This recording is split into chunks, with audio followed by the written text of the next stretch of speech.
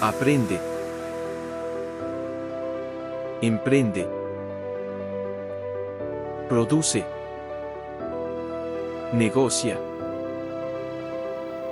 Exporta. Gana.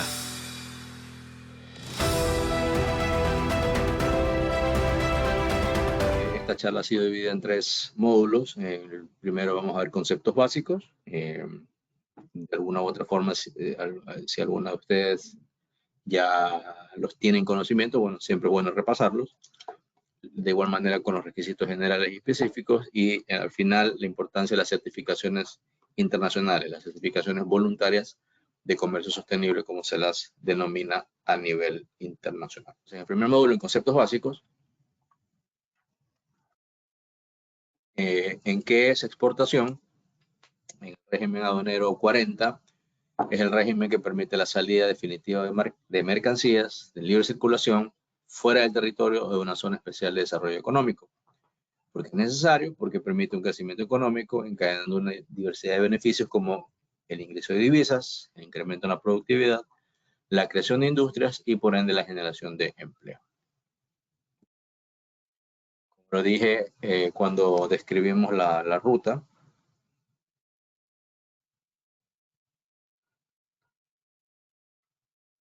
¿quién puede exportar? Cualquier persona natural o jurídica que cuente con RUC y que esté al día, digámoslo así, para que pueda emitir facturas. Se puede exportar cualquier producto o servicio que no se encuentre restringido o prohibido, sea por las autoridades de destino, como sea del mercado de destino, como sea de las autoridades ecuatorianas que no permitan la salida de ciertos productos. Exportador es una empresa o persona autorizada por el Servicio Nacional de Aduana para vender un producto de un país a otro.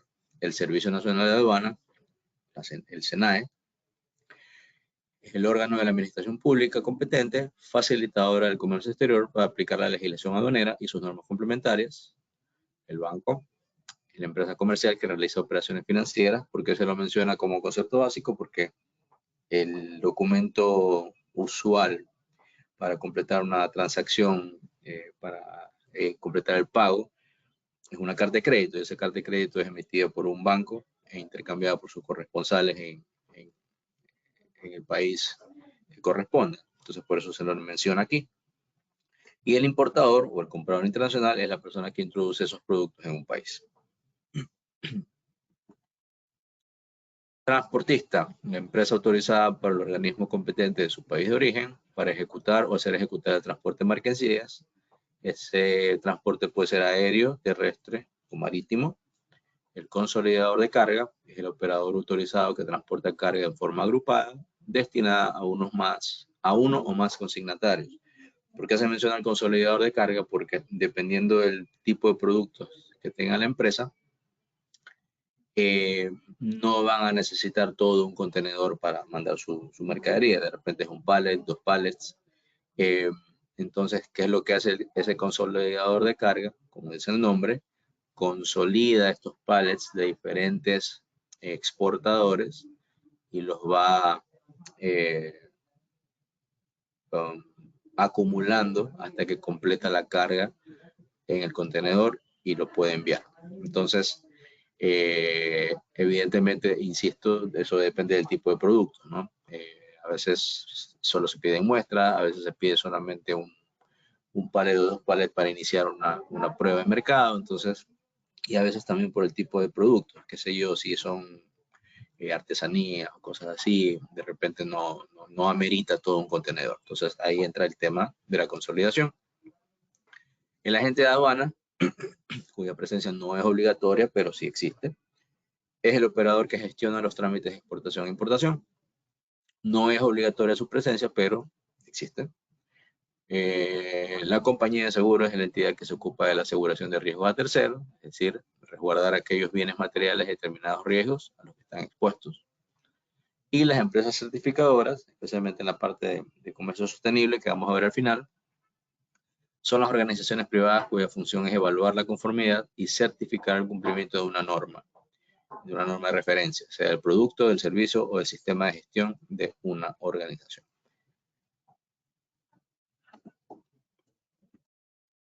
El arancel es un tributo, un impuesto que se aplica a los bienes objeto de importación. Cuando usted ingresa una mercadería a un país, usted paga ese tributo dependiendo de lo que diga eh, arancel. Perdón, ¿cómo es la autoridad aduanera? Y esa autoridad aduanera va a definir ese arancel dependiendo de la identificación en el sistema armonizado. El sistema armonizado es el sistema ordenado y progresivo de designación y clasificación de mercancías, que básicamente es el equivalente al registro civil. ¿Qué hace el registro civil? A nosotros nos codifica con un número de cédula que nos identifica, para la redundancia, y de esa manera tenemos un código único para poder ser identificados para diferentes fines. Entrando en este tema, y esto lo pueden ver más al detalle, toda esta presentación va a ser compartida con ustedes. Este código de clasificación arancelaria tiene una base legal desde el documento del COMEX, la resolución 002-2023, y es un sistema que permite la identificación de una mercancía que se comercializa internacionalmente. En Ecuador se utiliza la nomenclatura arancelaria de la Comunidad Andina, más conocida como la Nandina, y ahí en el enlace que tienen en pantalla se pueden descargar la resolución. Es un poquito para que tengan la base legal de donde sale este código. Usualmente, como les digo, este es un código de 10 dígitos. Usualmente lo que se utilizan son 6 para identificar el capítulo, la partida y la subpartida, para tener el detalle del producto con el que estamos trabajando. Por ejemplo, este es el producto de la subpartida de arroz. El capítulo 10, la partida 06 y la subpartida 10. Entonces, la 100610 es la subpartida del arroz, utilizando los 6 dígitos que usualmente se consultan, ¿no? ¿Por qué la importancia de esto? Porque, por ejemplo, el banano, aquí mismo unos le dicen banano, otros le dicen guineo, en otros países le dicen cambur. A la toronja que nosotros le decimos, en Argentina le dicen pomelo. A la naranjilla que nosotros le decimos en Ecuador, en Colombia le dicen lulo. Entonces, para evitar ese tipo de confusiones, ahí tenemos una subpartida donde se describe exactamente de qué se trata, ¿no? Entonces, en el caso del banano, el cambur es la 080390, entonces banano, distintos plátanos certificados, orgánicos, frescos o secos. Entonces, ahí ya tenemos claro, con esa descripción, con esa codificación, de qué se trata el producto que estamos hablando.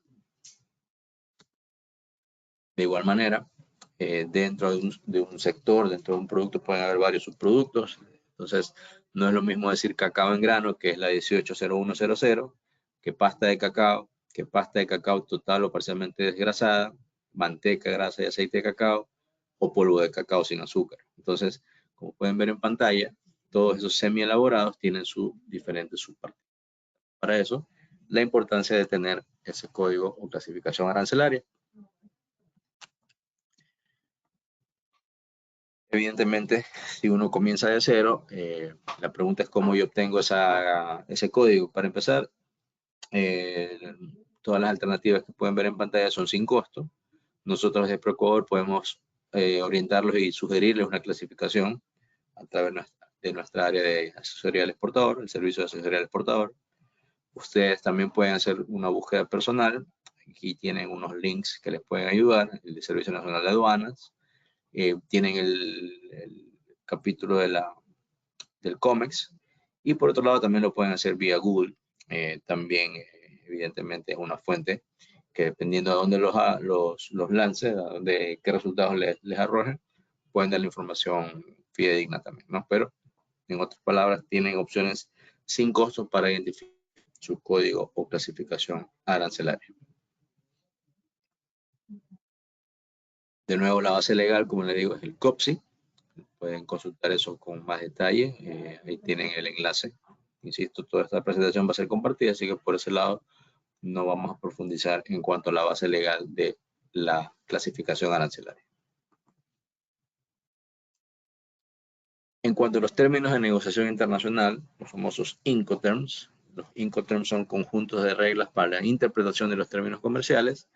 Son publicados y actualizados regularmente por la Cámara Internacional de Comercio, la ICC, y la última actualización es la del 2020. Sin entrar mucho en detalle, ustedes tienen 4 grupos desde el E, F, C y D, donde hay Incoterms más conocidos que otros o más utilizados en la práctica que otros.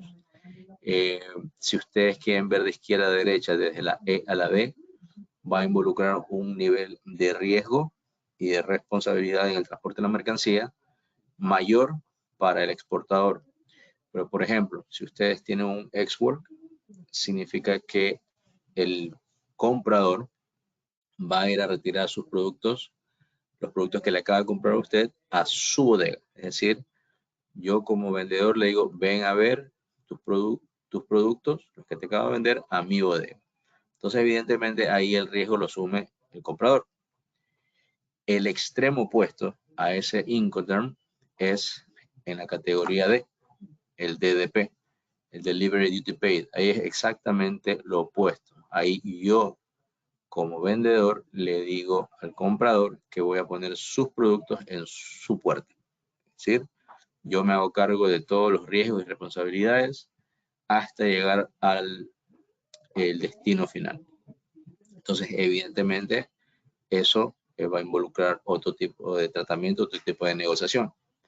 Por eso, la importancia de tener definidos antes que nada los costos al interno antes de involucrar el Incoterm correspondiente. En el interín, bueno, está el FOB, que es libre a bordo, es decir, yo me hago responsable como exportador nada más hasta que está en el barco o en el camión o en el avión. Y el CIF, que es el costo seguro y flete, ahí involucra el pago de un seguro por cualquier eventualidad que pueda pasar con el producto, con la mercancía. ¿Okay?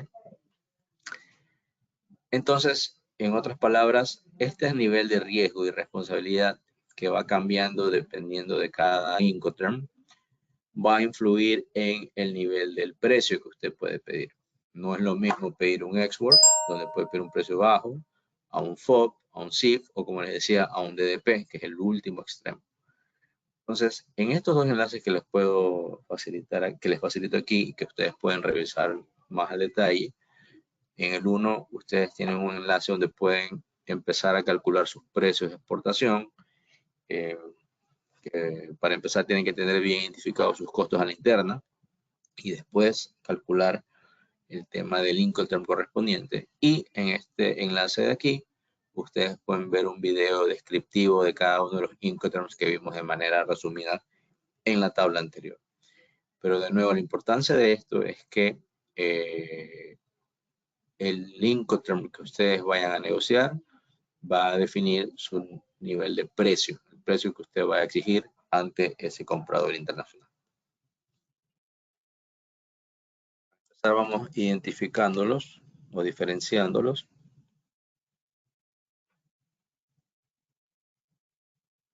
Los requisitos generales son los que cualquier persona natural o jurídica debe cumplir.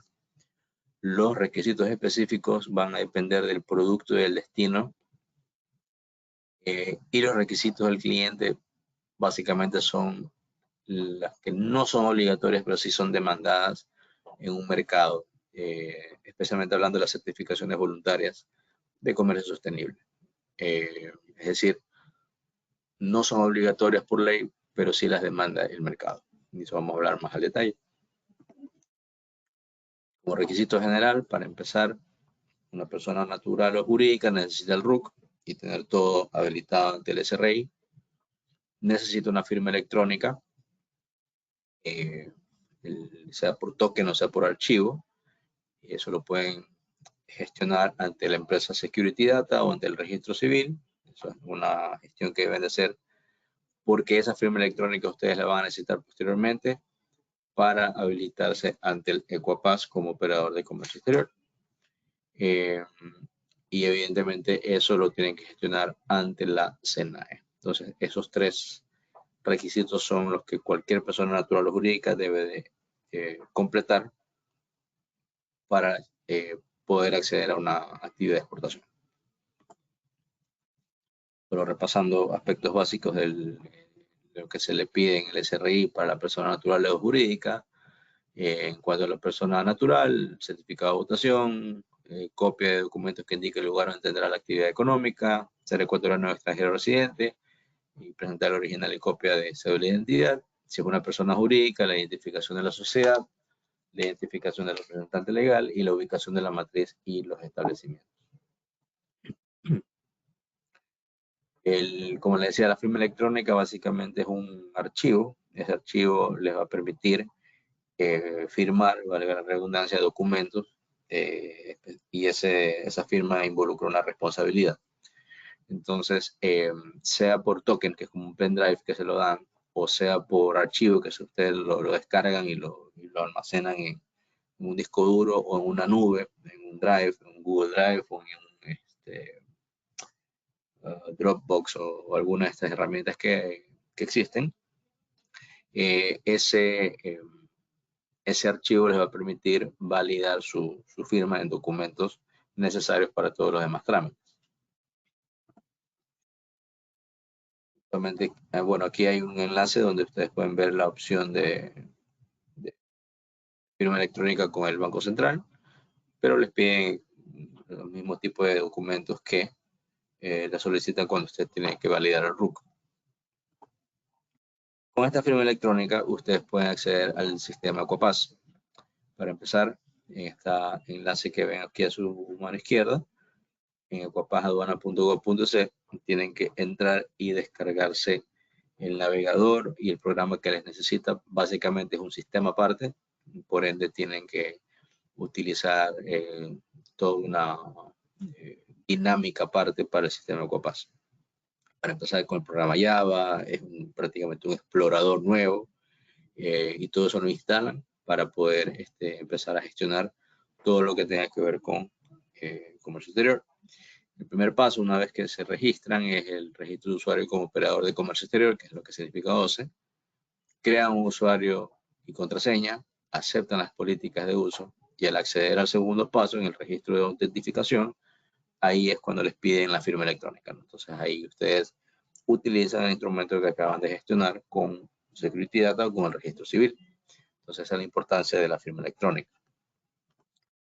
Lo que les decía, en este enlace de aquí, ahí ustedes pueden descargar todo el pack, digámoslo así, de lo que se necesita para operar con el SENAE Browser, para que puedan instalar el Ecuapaz y todo lo que se necesita.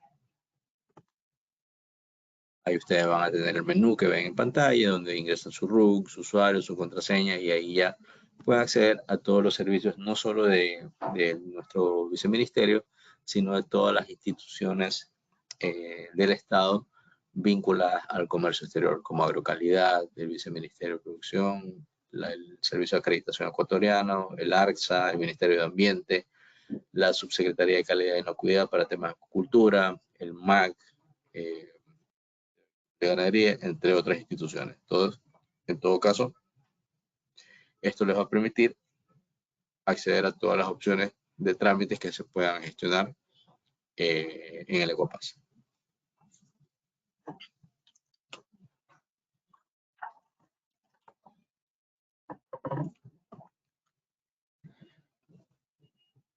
Otro requisito general es la declaración aduanera de exportación, la famosa DAE. Este documento inicia el proceso de exportación. Después vamos a hablar de todos los documentos de acompañamiento y de soporte que se deben de adjuntar a la DAE, pero más que nada hay que aclarar que esto no es una simple intención de embarque, sino una declaración que crea un vínculo legal y obligaciones a cumplir con el SENAE por parte del exportador o del declarante. Entonces, en otras palabras, una vez que inicie este proceso, una vez que inicie este trámite, ya usted crea un vínculo legal y debe cumplir con las obligaciones que se derivan de la misma, ¿no? Actualmente los datos que se deben consignar en la DAE son bueno, la identificación del exportador o declarante, la descripción de la mercancía, la identificación del importador o consignatario, es decir, de su cliente, el destino de la carga, las cantidades, el peso, demás datos relativos y descriptivos de la mercancía. Como les dije, después vamos a hablar de documentos de acompañamiento y soporte que le adjuntan a la DAE, pero usualmente se pide factura comercial, la lista de empaque o packing list, autorizaciones previas y certificado de origen en caso de ameritar.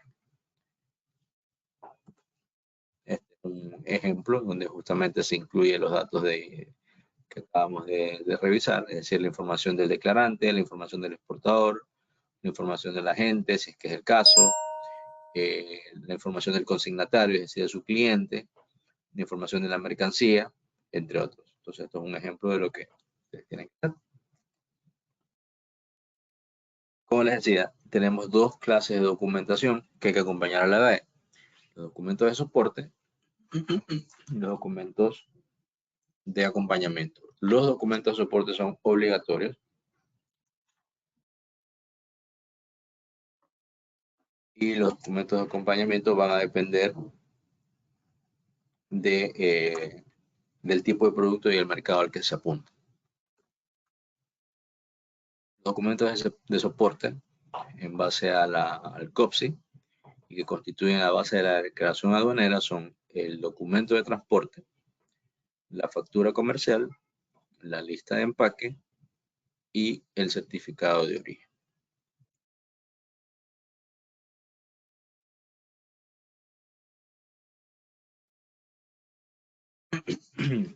El documento de transporte puede ser, en el caso de transporte terrestre, una carta de porte internacional. En caso de transporte aéreo es el Airway Bill o la carta de porte aéreo. Y en caso de transporte marítimo es el Bill of Lading o el conocimiento de embarque. Ese es el documento que el transportista le emite a ustedes, acusando recepción de la mercancía que usted está enviando a su cliente en el exterior. Entonces ese documento se lo pide y se lo adjunta a la DAE. Ejemplo, a su mano izquierda tienen un ejemplo de un Bill of Lading y a su mano derecha de un Airway Bill, es decir, el uno de transporte marítimo y el otro de transporte aéreo. En cuanto a la factura, acordémonos que en las facturas comerciales no graban IVA. En esta factura, a diferencia de las otras facturas de locales, ustedes deben de especificar el Incoterm con el que negociaron con su comprador. Y de ahí tiene todas las mismas características de una factura que ustedes emiten a nivel local. Usualmente se hace una facturación electrónica. Ejemplo, ¿no? Que lo que les decía, se incluyen los datos del exportador, los datos del comprador. En este caso es un Incoterm FOB, entonces ahí se pone el valor FOB en letras, el detalle de la partida arancelaria, el total de las unidades, la descripción de la mercadería y acordarse que las exportaciones no graban IVA, ¿no? Entonces eso para tener en cuenta del siguiente documento de soporte, que es la factura comercial. Siguiente documento de soporte es el packing list o la lista de empaque. Aquí se completa la información descrita en la factura en cuanto a la mercancía. Es decir, por ejemplo, diferencias entre peso bruto y peso neto, si tiene alguna categoría el producto, si el tipo de embalaje tiene una numeración, el contenido de cada uno, si hay una cantidad, denominación precisa, por ejemplo, un modelo de algún producto, una clasificación de algún producto, una marca en especial. Entonces, todo eso se detalla en el packing list. Ponerles un ejemplo.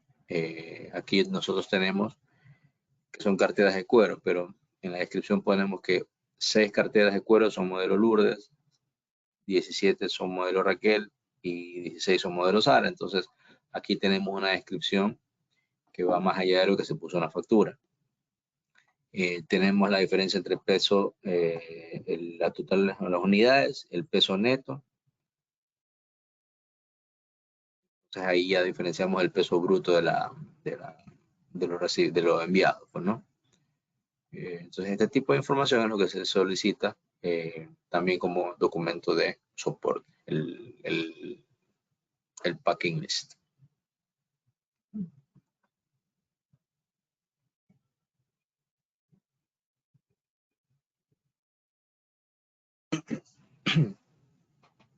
En cuanto al certificado de origen, el certificado de origen va a depender del destino al que ustedes apunten. Nosotros tenemos acuerdos comerciales vigentes para que el importador pueda acceder a esa ventaja arancelaria o reducción arancelaria.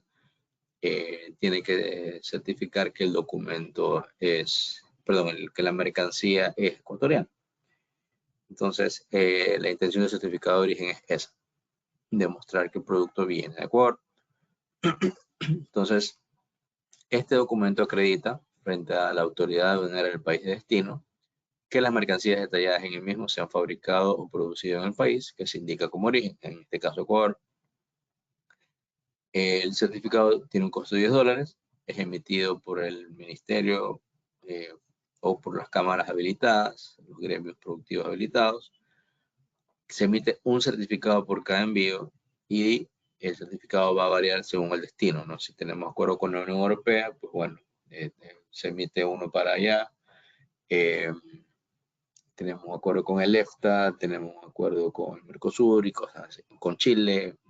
Entonces, cada país tiene su certificado de origen diferente y eso tiene que hacerse por cada envío. Ahora, antes de eso, tiene que haber gestionado la declaración juramentada de origen. Esa declaración, a diferencia del certificado, se hace por producto, no tiene costo, se lo tiene que hacer por cada acuerdo con el que ustedes tengan vinculación. Es decir, mi cliente es europeo, bueno, entonces yo tengo que hacer eso por ese cliente de destino que tengo. Y esa declaración tiene una vigencia de 2 años. Entonces, en otras palabras, primero se hace la declaración juramentada de origen por producto y en relación al mercado al que ustedes tengan interés, o mucho con el que tengan ya pactado el negocio, y después por cada vez que envíen se emite el certificado de origen. Para hacer un repaso, y aquí en la página web del enlace que pueden ver remarcado en amarillo, ustedes pueden acceder a toda la lista de acuerdos comerciales que tenemos vigentes. Entonces, como les decía, tenemos con México, con Mercosur, con Chile, con Guatemala, con la Unión Europea, con el EFTA, con el Reino Unido. Entonces, justamente para eso es que se emiten los certificados, para poder acceder a los beneficios arancelarios de estos mercados de destino. Tienen ejemplos de los certificados de origen emitidos en la actualidad. En este caso tenemos uno del Mercosur, otro de Chile, otro de la Unión Europea. En cuanto a los documentos de acompañamiento, lo que les decía que van a variar y van a depender del mercado y el producto. El producto, los ejemplos que podemos ver son los certificados fitosanitarios, el certificado de libre venta o el registro de notificación sanitaria y otros documentos de control, análisis, etcétera, que se soliciten. Para esto, nosotros en el enlace que ustedes pueden ver aquí, hemos elaborado lo que le denominamos flyers, que son como volantes donde se resumen los trámites que tienen que hacer por producto. Porque nosotros como institución de promoción de exportaciones, ese es nuestro campo de acción, pero nosotros podemos articular interinstitucionalmente con otras organizaciones del Estado que los pueden ayudar en los trámites correspondientes. Entonces, más allá del detalle que lo pueden consultar, insisto, en este enlace, se puede resumir que, por ejemplo, en frutas, café, cacao en estado natural, ustedes van a necesitar un certificado fitosanitario y eso se lo tramita ante Agrocalidad. Para medicamentos, cosméticos, alimentos procesados, ustedes van a necesitar un certificado de libre venta o un certificado sanitario de exportación y eso se tramita con el ARCSA. En cuanto a acuicultura y pesca, ustedes van a necesitar un certificado sanitario o de calidad y lo tienen que tramitar ante la Subsecretaría de Calidad y Inocuidad. Entonces el detalle de todos los requisitos está en esos flyers que les puse a disposición. Y de igual manera pueden acceder a nuestros servicios de manera presencial para cualquier consulta. De igual manera, en el sector de madera, en estado natural y productos forestales, se va a necesitar o un certificado de exportación o una licencia de aprovechamiento forestal, y dependiendo del tipo de documento, o se tiene que ir al Ministerio del Ambiente o el MATE, o al MAC y Agrocalidad, dependiendo del tipo de producto. En el tema de banano, que es un sector bastante particular, ahí el registro de Unibanano y el certificado fitosanitario se tramitan con MAC, que es con unidad de banano, con Unibanano y o con Agrocalidad. Y el tema de rosas y flores también, certificado fitosanitario, lo que se tiene que tramitar y usualmente es ante Agrocalidad. Otros requisitos específicos son en el tema de etiquetado, en el tema de contenidos mínimos y máximos que hay que respetar en cuanto a ciertos alimentos, especialmente los procesados. El tema de las normas de etiquetado, normas de empaque que hay que respetar para acceder a un país. Entonces eso también tienen que consultar lo que se necesite y respetar todos los contenidos mínimos y máximos que se deben de cumplir para acceder a un mercado de destino, ¿no? Esto no solo en alimentos, sino también en otros productos procesados. Hay que aclarar que las certificaciones internacionales no tienen nada que ver con los certificados que acabo de describir, que son de libre venta, fitosanitarios, sanitarios, etc. Esos son certificados obligatorios que se tienen que tramitar para sacar sus productos del país. Las certificaciones internacionales, más conocido como VSS, como Voluntary Sustainability Standards, son certificaciones voluntarias, ya que son normas exigidas principalmente por el comprador, es decir, por el cliente en el destino. Cada vez las certificaciones son más demandadas porque los consumidores están más atentos y buscan productos que sean responsables de forma social, ambiental y económica. Entonces, estas certificaciones tienen un menú bastante amplio, son alrededor de 300 validadas por el ITC, por International Trade Center, aparte de las certificaciones o esquemas que algunas multinacionales y supermercados hacen también de manera autónoma y que también exigen cierto cumplimiento de normas y estándares de comercio justo, sostenibilidad, orgánica, etcétera. Entonces, son normas establecidas, son normas privadas, son normas que se traducen finalmente en un sello como lo que pueden ver aquí, que a alguno de ellos se les puede hacer familiar. Y en otras palabras, no son obligatorias, pero sí son demandadas en los mercados internacionales. ¿Por qué implementar una certificación? Porque optimiza la productividad de la empresa, le enseña a mejorar sus procesos, genera un valor agregado para el cliente, amplía por ende esa cartera de cliente y genera confianza, especialmente en una época post pandemia donde los consumidores buscan alternativas amigables con el medio ambiente, pero también amigables con su propia salud. En general, sea cual sea la certificación, hay tres etapas que se tienen que complementar, ¿no? Cumplir, perdón. La implementación, la inspección y la certificación. La implementación básicamente es la puesta en práctica de de todos los procesos mejorados y de todas las recomendaciones que se hacen alrededor de cada una de las normas.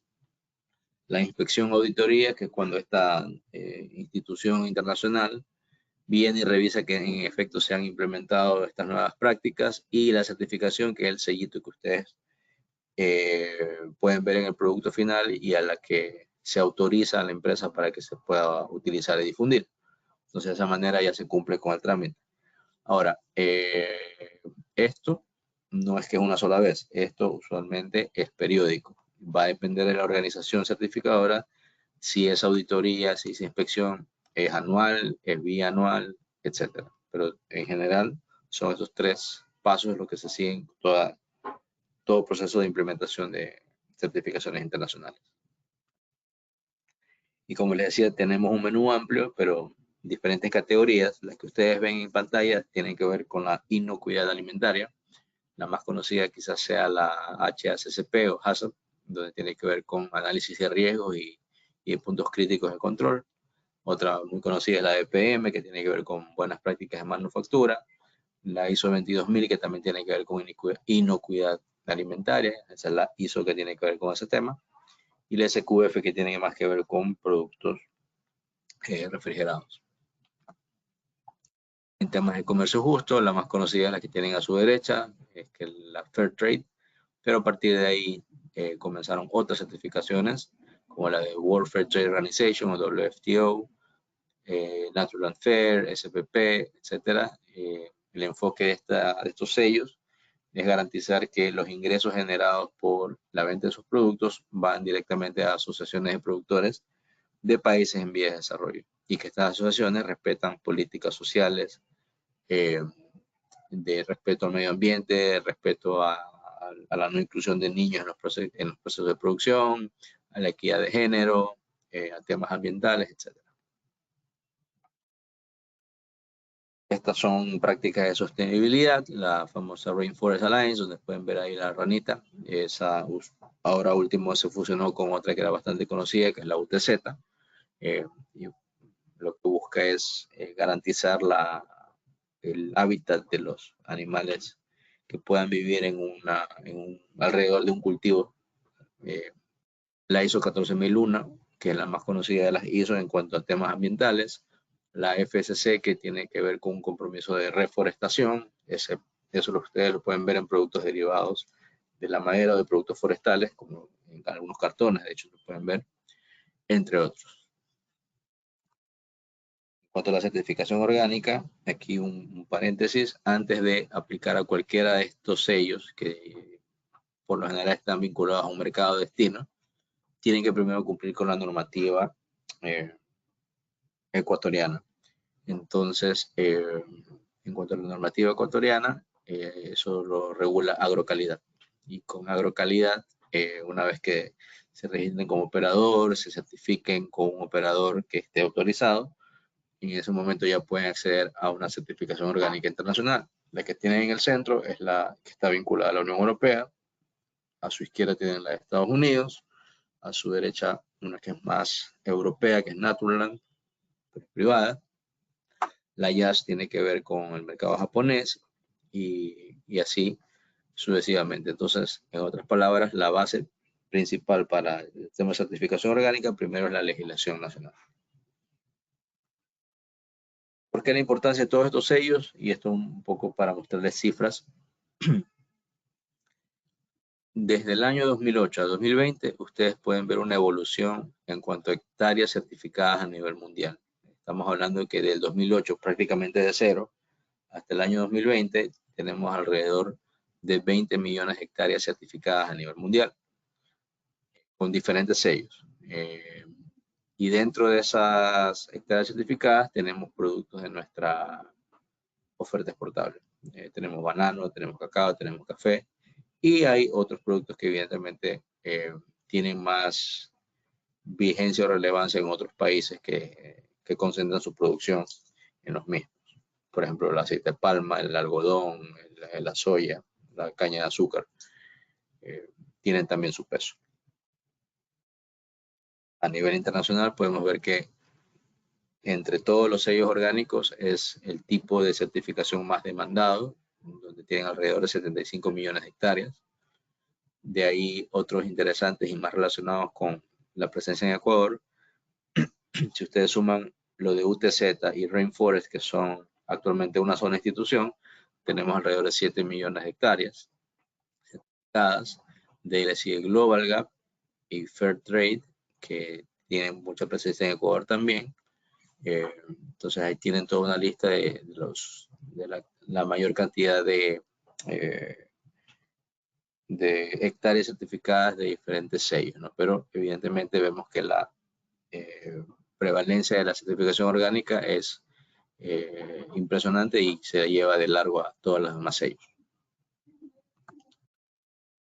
Y eso fue desde el lado de la oferta. Y desde el lado de la demanda estamos hablando de que desde el año 2000 hasta el año 2020 hay un ascenso en las ventas solamente de productos orgánicos. Aquí este gráfico tiene que ver con productos orgánicos, que asciende alrededor de 130.000 millones de dólares, es decir, hablamos de miles de millones de dólares a nivel mundial.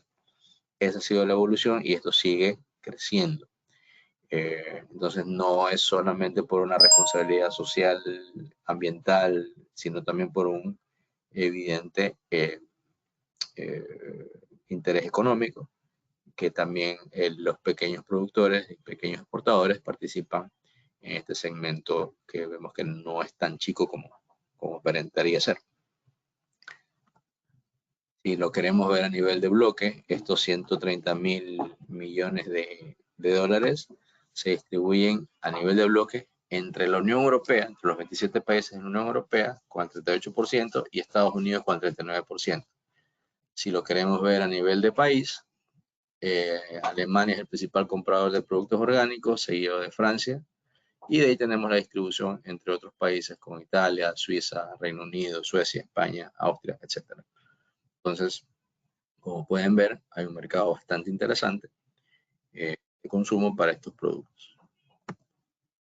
Solo el desglose de ese pastel traducido a millones de euros, ¿no? Entonces, como decíamos, Alemania es el principal importador con alrededor de 16.000 millones de euros en cuanto a consumo de productos orgánicos, seguido de Francia con alrededor de 13.000, Italia y Suiza alrededor de 4.000 y Reino Unido también con alrededor de 3.500 millones de euros. En cuanto a toneladas métricas, Países Bajos y Alemania son los líderes. Aquí solamente hablando en temas de toneladas métricas, que igual es un dato importante más allá del efecto precio. Pero el top 10 está relacionado con Países Bajos, que usualmente es un reexportador. A partir de Países Bajos se distribuye a otros lados en Europa. Alemania, Bélgica, Francia, Italia, Suecia, España, Irlanda, Dinamarca y Polonia son los principales importadores en cuanto a toneladas métricas. Este es un dato importante también en los países con el mayor consumo per cápita. Por ejemplo, Suiza, Dinamarca, Luxemburgo, Austria, Suecia, Liechtenstein, Alemania, Francia, Bélgica y Noruega. ¿Por qué es importante esto? Porque aquí ustedes pueden ver el nivel de consumo por cabeza anual en euros de estos países, no solo del bloque de la Unión Europea, sino de toda Europa. De hecho, por ejemplo, vemos que en este top 10 tenemos a Suiza, tenemos a Liechtenstein y tenemos a Noruega, que no forman parte de la Unión Europea, pero sí forman parte del bloque EFTA. Y con el bloque EFTA nosotros tenemos un acuerdo comercial. Entonces, sí vale la pena abordar este tipo de oportunidades, porque como vemos, el consumo es bastante alto, pese a que son países chicos en relación a otros países como Alemania, por ejemplo. Pero tienen un consumo per cápita bastante interesante, como pueden ver. Finalmente, en este video, que lo pueden ver en el enlace, y más información en la página web que ven aquí resaltada en amarillo, ahí tienen toda la información que tenga que ver con el tema de la certificación orgánica y la base legal local que tienen que cumplir para de ahí poder acceder a certificaciones orgánicas de manera internacional.